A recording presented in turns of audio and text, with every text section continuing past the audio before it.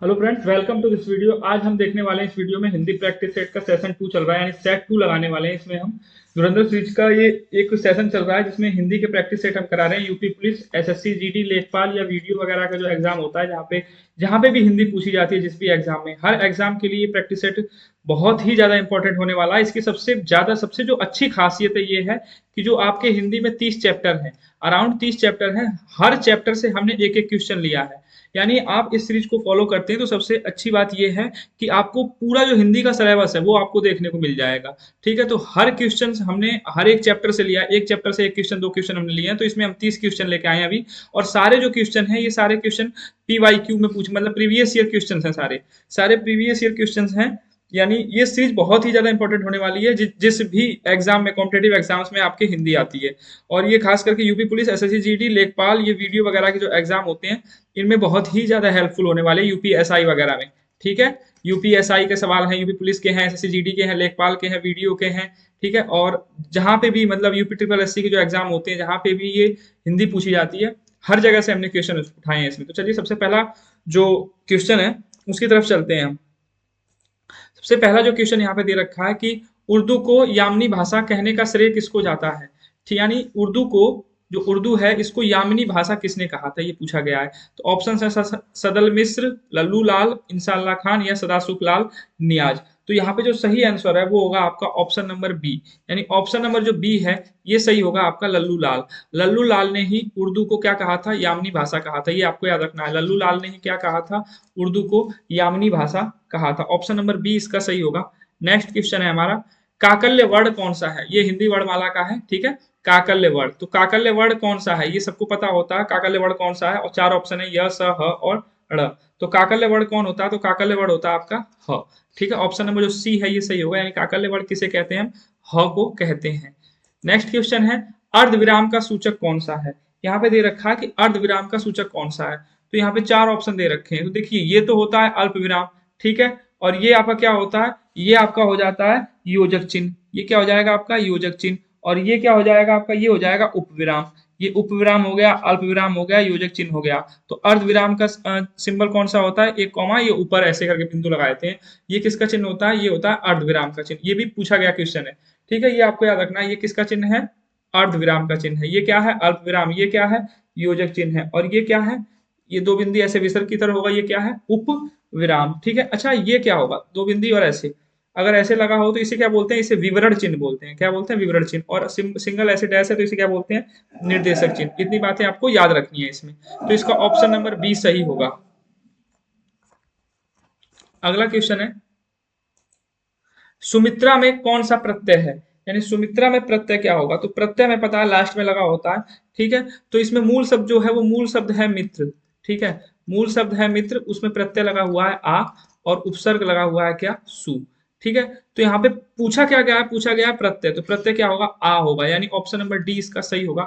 आ प्रत्यय होगा सुमित्रा में। चौथे का ऑप्शन नंबर डी सही होगा। नेक्स्ट क्वेश्चन है, निम्न में से पुल्लिंग शब्द कौन सा है। यानी पुल्लिंग शब्द बताना है आपको।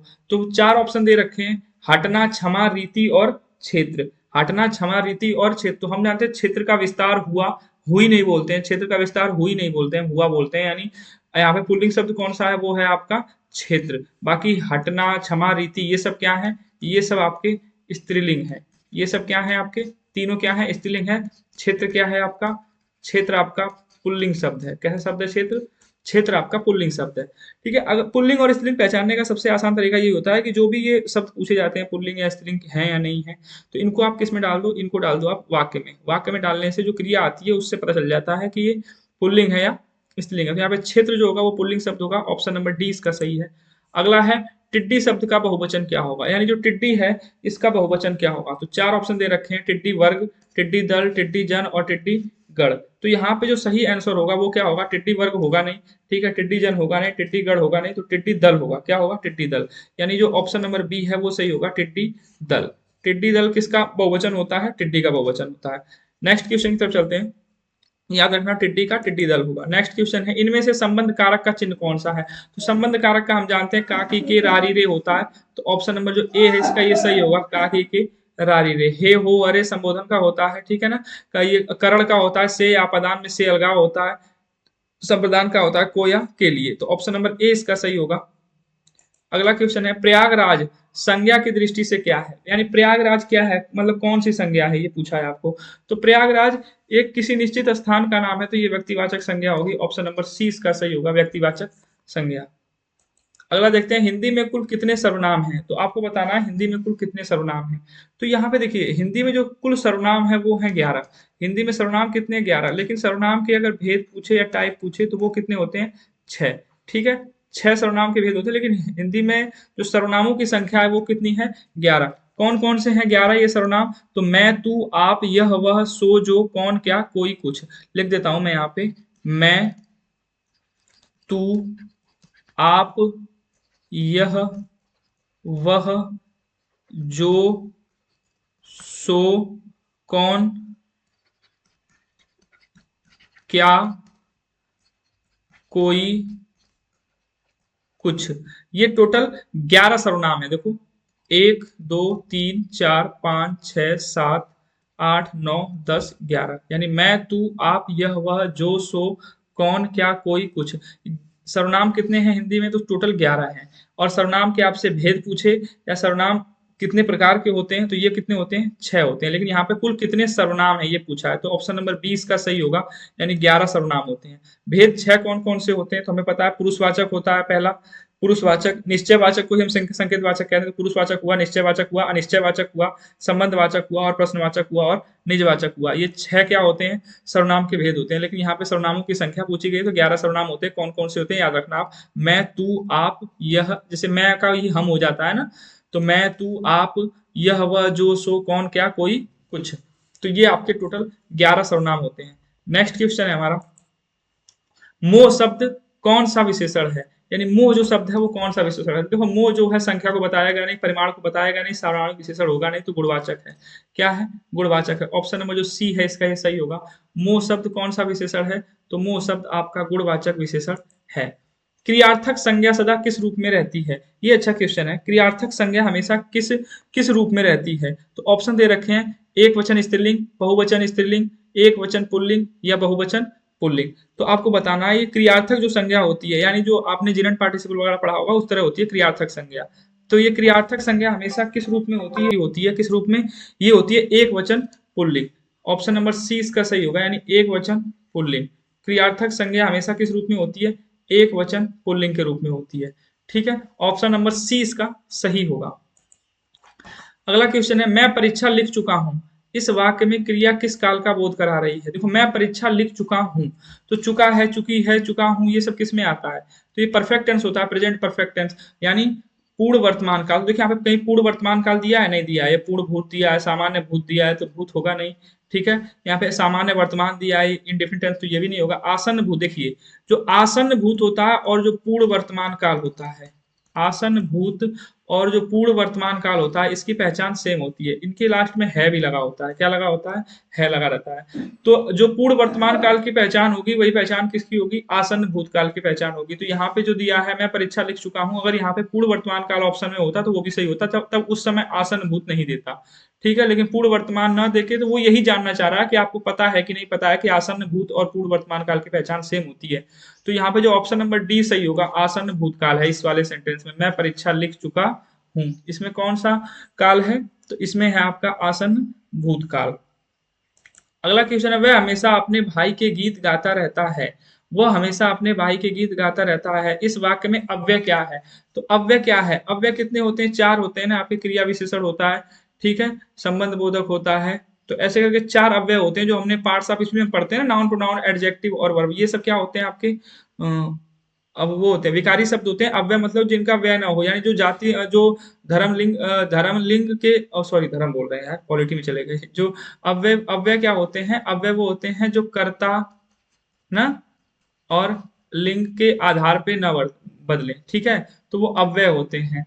तो यहाँ पे अव्यय कौन है, देखो वह बदल जाएगा, वह का वे हो जाएगा, अपने का अपना हो सकता है, गीत का गीतों हो सकता है। ठीक है, तो यहाँ पे ये तीनों तो होंगे नहीं अव्यय, हमेशा का हमेशी कभी नहीं होगा, यानी हमेशा ऐसा शब्द है जो अव्यय है, यानी ये बदलेगा नहीं, तो हमेशा क्या है अव्यय है। ऑप्शन नंबर इसमें जो बी है वो सही होगा, यानी हमेशा, हमेशा क्या होगा यहाँ पे अव्यय होगा।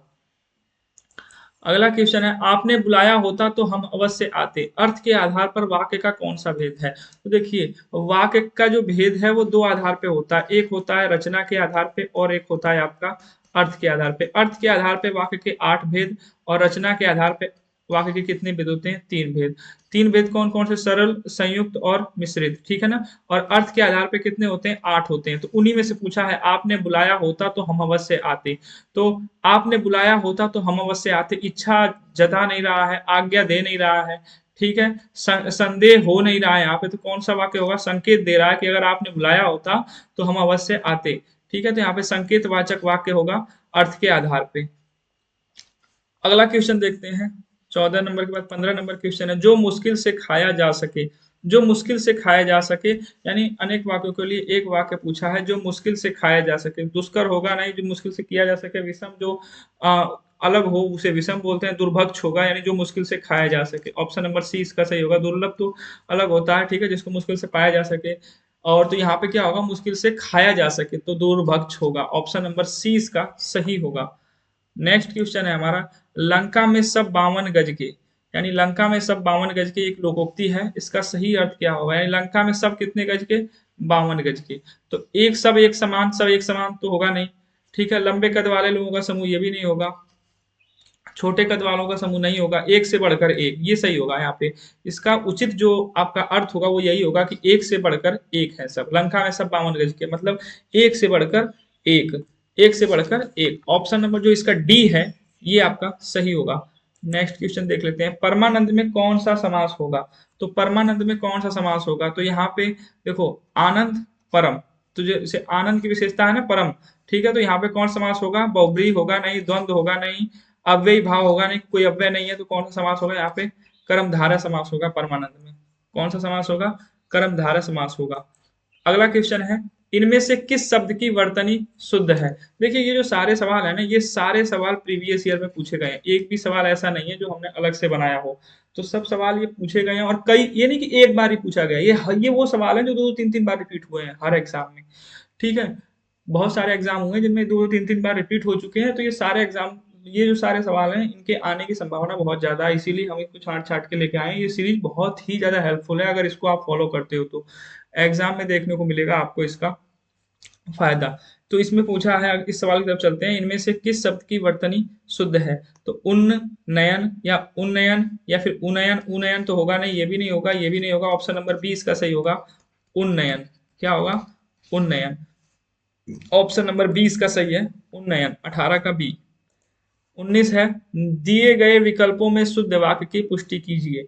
दिए गए विकल्पों में शुद्ध वाक्य की पुष्टि कीजिए। तो यहाँ पे पूछा है आपसे कि मेरा नाम मोहन है, मेरा नाम मोहन जी है, ऐसा है नहीं। मेरा नाम श्री मोहन होगा नहीं, अपने नाम के आगे श्री वगैरह जी वगैरह थोड़ी लगाओगे। तो मेरा नाम मोहन है, सिंपल बोलोगे, ठीक है। तो ऑप्शन नंबर ए इसका सही होगा, 19 का ए। 20 है, गौरव का विलोम क्या होगा? गौरव का विलोम क्या होगा? तो गौरव का विलोम महान होगा नहीं, सत्य तो होगा नहीं। गौरव का तो महान होता ही है, पर्यायवाची हो जाएगा वो, तो लघु होगा नहीं। तो गौरव का क्या होगा? लाघव। गौरव का विलोम क्या होगा? लाघव। ऑप्शन नंबर डी है इसका सही होगा, गौरव का विलोम क्या होगा? लाघव। याद रखना आप। हरि शब्द किसका पर्यायवाची नहीं है? यहाँ पे पूछा है हरि शब्द पर्यायवाची किसका नहीं है। तो देखिए, हरि शब्द जो होता है ना, विष्णु, सिंह और बानर को कह सकते हैं आप। तो हरि जो देख, आपने वो सुना होगा वहां पे अलंकार में, वो राधा जी पूछती हैं कौन है, तो वो बोलते हैं राधे मैं हरि, तो वो बोलती हैं हरि हो तो जाओ कहीं डाल पे कूदो, है ना। तो वो वानर वानर समझती हैं। तो वहां पे हरि जो है, हरि का अर्थ वानर, सिंह और विष्णु होता है, भालू नहीं होता हरि का अर्थ, ठीक है। तो हरि का पर्यायवाची कौन सा नहीं होगा इसमें? तो भालू नहीं होगा। ऑप्शन नंबर बी जो है ये सही होगा, 21 का। अगला है, कौन सा तत्सम शब्द नहीं है, यानी तत्सम शब्द कौन सा नहीं है? तो देखिए, जो रात है ना, रात का तत्सम होता है रात्रि। क्या होता है? रात्रि। तो रात आपका तद्भव है, ठीक है, बाकी ये सारे तत्सम है। तो ऑप्शन नंबर जो इसका बी है वो सही होगा, रात। यानी रात क्या है आपका? तत्सम नहीं है, तद्भव है। ऑप्शन नंबर बी इसका सही होगा। नेक्स्ट क्वेश्चन देखते हैं। नेक्स्ट, अत्यधिक। अत्यधिक में कौन सी संधि होगी? तो अत्यधिक में होगी आपकी यड़ संधि। अति धन अधिक होगा, तो यहाँ पे अत्यधिक में कौन संधि होगी? आपकी यड़ संधि होगी। ऑप्शन नंबर जो ए है इसका, ये सही होगा। नेक्स्ट क्वेश्चन है, डैश खिड़की का शीशा तोड़ा है, डैश बता दे। यहाँ पे खाली स्थान भरना है। जिसने खिड़की का शीशा तोड़ा है वह बता दे कुछ, या वो खिड़की, ऐसे देखो, वो खिड़की का शीशा तोड़ा है कौन बता दे, तो ये तो लग नहीं रहा। जिसने वाला ही सही है यार, जिसने खिड़की का शीशा तोड़ा है वह बता दे। तो ऑप्शन नंबर सी इसका सही होगा। 24 का ऑप्शन नंबर सी सही होगा। 25 है, ओटना और औटना, इसका अर्थ क्या होगा? तो ये थोड़ा अच्छा सवाल है यहाँ पे, ओटना और औटना। ठीक है, तो औटाना बोलते हैं खौलाने को। औटाना क्या बोलते हैं? खौलाने को। आपने गांव देहात में देखा होगा, दूध औटा हुआ है, तो औटाना बोलते हैं किसको? खौलाने को। ठीक है, तो खौलाना इसी में दे रखा है एक में ही, तो इसका यही वाला सही होगा। बिन और ओटना नहीं, ओटन गए कपास, ऐसे हरी कैसे करके वो कहावत है, ओटन लगे कपास, ऐसे कुछ करके है, यानी बिनौले अलग करना, यानी कपास मतलब अलग अलग करना, उसे ओटना बोलते हैं। इस ओटने का मतलब होता है चीजों को अलग अलग करना, और इस ओटना का मतलब होता है कि खौलाना। ठीक है, ऑप्शन नंबर जो इसका डी है वो सही होगा, ओटना और ओटना का। 25 का डी सही होगा यहाँ पे। अरुण शब्द का अनेकार्थी है, ये भी अच्छा क्वेश्चन है, अभी जल्दी पूछा गया ये। अरुण शब्द का अनेकार्थी क्या होगा? तो यहाँ पे दे रखा है, 26 नंबर क्वेश्चन है ये। अरुण शब्द का अनेकार्थी क्या होगा? यहाँ पे दे रखा है सूर्य, गुलाबी, प्रातःकाली, प्रातःकालीन, सूर्य, सिंदूर, सिंदूर, आक, न सूर्य और नवीन। तो देखो, जो अरुण होता है, अरुण का मतलब ही होता है भोर, भोर से कह सकते हो, यानी सूर्योदय का समय। जो प्रातःकालीन सूर्य है या सिंदूर है, ये इसका अनेकार्थी में आ जाएंगे। ऑप्शन नंबर 20 का सही होगा। ठीक है, 26 का क्या सही होगा? बी। अरुण का मतलब होता है प्रातः काल का जो सूर्य होता है, यानी भोर, यानी जो सुबह की लाली होती है, उसको बोलते हैं अरुण। ठीक है, 27 का है, हरिपद कोमल कमल से, इसमें कौन सा अलंकार है? तो ये 27 नंबर क्वेश्चन अलंकार का है, आपको पूछा है हरिपद कोमल कमल से, तो सासी से आ रहा है, तो यहाँ पे कौन सा अलंकार होगा? उपमा अलंकार होगा। ठीक है, 27 का ए सही होगा, उपमा अलंकार, हरिपद कोमल कमल से। 28 है, देखी सुदामा की दीन दशा, करुणा करके करुणानिधि रोए। सुदामा जी की दीन दशा देख के करुणा करके, यानी करुणा करके कौन रोए? करुणानिधि रोए। तो करुण करुण आ रहा है, तो कौन सा रस होगा यहाँ पे? करुण रस होगा। ऑप्शन नंबर ए सही होगा 28 का। 29 में देखिए, छप्पे किन दो छंदों का मिश्रण है? तो छप्पे किससे बना है? कुंडलिया, दोहा, दोहा रोला, रोला उल्लाला, या सोरठा दोहा। तो देखिए, आपको मैं यहाँ पे याद कराता था उसको। दो चीजें होती हैं, एक होती है कुंडलिया, ठीक है, एक होता है आपका कुंडलिया, और एक होता है आपका छप्पर। ठीक है, इनमें चार से अधिक चरण होते हैं, या पद होते हैं, कह सकते हो 6 पद माने जाते हैं। तो कुंडलिया किससे मिलके बनी होती है? ये मिलके बनी होती है दोहा और रोला से। कैसे याद करनी है, ये भी याद हो जाएगी अभी आपको। ठीक है, और छप्पे बना होता है रोला और उल्लाला से। किससे? रोला और उल्लाला से। ठीक है, तो छप्पे किससे बना बना होता है? रोला और उल्लाला से। देखो, इसको याद कैसे रखना है, कुंडलिया को देखो कैसे याद रखोगे। कुंडलिया में आप देख रहे हो कु आ रहा है, ठीक है, तो कु से ऐसे याद करो, कुल दर। आपने देखा होगा, मैथ के सवाल लगाते हो तो लास्ट में नहीं पूछते हैं कुल दर कितनी हुई? तो कुल से कुंडलिया याद कर लो, द से दोहा, र से रोला याद कर लो। तो कु से कुंडलिया याद रहेगा, द से दोहा, र से रोला याद रहेगा। तो कुंडलिया किससे बनी? कुल दर, दर से दोहा, दो से दोहा, र से रोला। ठीक है, अब आ गया आपका छप्पे। अब छप्पे आ गया ना, तो छप्पे में देखो यहाँ पे र था ना लास्ट वाला, तो र का रोला ले लो, रोला ले लिया, रोला में ल आ रहा है, ल का फिर उल्लाला ले लो। तो छप्पे किससे बना है? रोला और उल्लाला से। कुंडलिया किससे बनी है? द और र से। तो इस तरह आप याद कर सकते हो, कुंडलिया को कुल दर से, और छप्पे को रोला वाले र से रोला और ल से उल्लाला। तो इस तरह इसका ऑप्शन नंबर सी सही हो जाएगा, यानी छप्पे किससे बना है? रोला और उल्लाला से। देखो, ये ट्रिक आपको पता होगी, दोहा को तो पहले ही काट दोगे, कुंडलिया को पहले ही काट दोगे, सोरठा को काट दोगे ऐसे ही। ठीक है, दोहा भी कट जाएगा। एलिमिनेट करके, ऑप्शन एलिमिनेट करके भी लगा सकते हो, आपको अगर ये तरीका पता है तो। ठीक है, 29 का कौन सा सही होगा? सी सही होगा यहाँ पे 29 का। अगला क्वेश्चन है, हिंदी साहित्य को कितने कालखंडों में विभक्त किया गया है? यानी जो हिंदी साहित्य है उसको कितने कालखंडों में विभक्त? 4 कालखंडों में विभक्त किया गया है। 4 कालखंड कौन कौन से हैं? तो आदिकाल, भक्ति काल, रीति काल और आधुनिक काल। कौन कौन से हैं? आदिकाल, भक्ति काल, ठीक है, फिर है आपका रीति काल, और एक है आपका भी चल रहा है आधुनिक काल। ठीक है, तो आदि काल को वीरगाथा काल भी कहते हैं। क्या कहते हैं? वीरगाथा काल। आदि काल को वीरगाथा काल भी कहते हैं। ठीक है, भक्ति काल को पूर्व मध्य काल और इसको उत्तर मध्य काल बोलते हैं। और आधुनिक काल को कौन सा काल बोलते हैं, गद्य काल भी बोल सकते हो आप। ठीक है, तो आपका यहाँ पूछा है हिंदी साहित्य को कितने कालखंडों में बांटा गया, तो हिंदी साहित्य को 4 कालखंडों में बांटा गया है, आदिकाल, भक्ति काल, रीति काल और आधुनिक काल। तो ये थे हमारे 30 के 30 क्वेश्चन जो कि हर एक चैप्टर से हमने लिए हैं। उम्मीद करता हूँ ये आपको समझ में आया होगा जो प्रैक्टिस सेट है।